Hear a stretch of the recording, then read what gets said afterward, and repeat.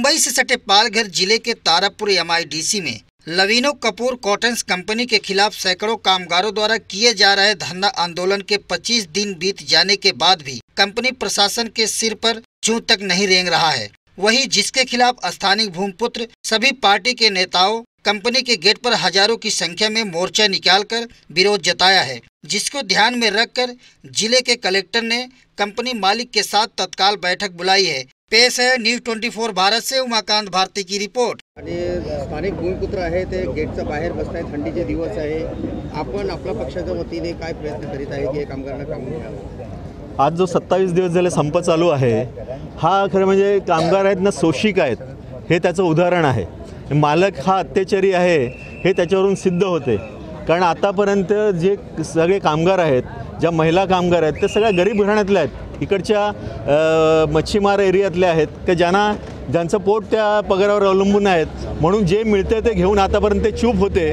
परंतु विजय कांबळे साहेबांसारखं एक मोठं नेतृत्व त्यांच्या पाठीमागे आता उभं राहिलेलं आहे आणि मला असं वाटते की ह्याच्यातून नक्कीच कामगारांना न्याय मिळेल आणि जर न्याय मिळू शकला नाही तर ठामपणे मी सांगतो की सर्व पक्षीय लोक रस्त्यावर उतरतील नाही, ह्याची जबाबदारी प्रशासनाची असेल, कारण ह्या प्रशासनाने याच्यामध्ये तोडगा काढायचा आहे।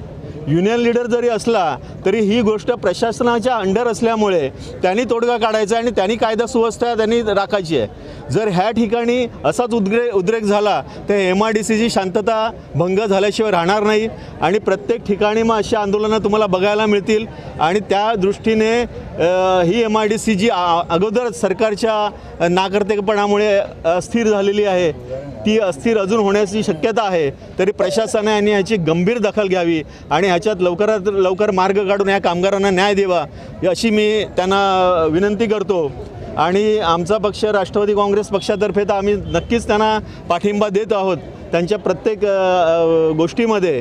परंतु विजय कांबळे साहेब आहेत, अतिशय अनुभवी नेतृत्व आहे आणि ते भाजपाचे नेते असल्यामुळे भाजपाच्या लोकांना कशा पद्धतीने ह्या गोष्टीमध्ये भाग पाडून कामगारांना न्याय द्यायचा ते त्यांना चांगलं माहीत आहे। त्यामुळे मी त्यांच्याकडून ही अपेक्षा करतो आणि आम्हा सर्व पक्षीय लोकांना आंदोलन करायची वेळ येणार नाही एवढी मी त्यांच्याकडून अपेक्षा करतो। जय हिंद, जय महाराष्ट्र। नाही, कमी पडलो तसं म्हणताना लोकशाही पद्धतीने हा लढा चालू आहे।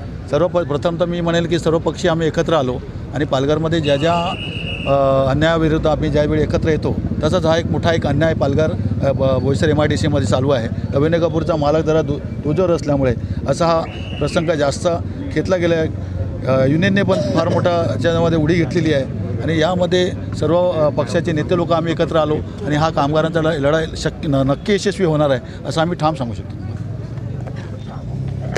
आज 27वा दिवस आहे, सरकार लक्ष देत नाही, आपण काय पाऊल उचलणार नाही यापुढे? नाही, आपल्याला सर्वांना माहितीच आहे की गेल्या 27 दिवसांपासून लवीनो कपूरमधला कामगारांवर जो अन्याय होतो याकरता ती लोक संघर्ष करत आहेत आणि या संघर्षामध्ये आज आम्ही सर्व पक्ष त्यांच्या सोबत आहोत आणि आज हजारोच्या संख्येने या लवीनो कपूरच्या विरोधामध्ये आता मी मोर्चा काढलेला आहे।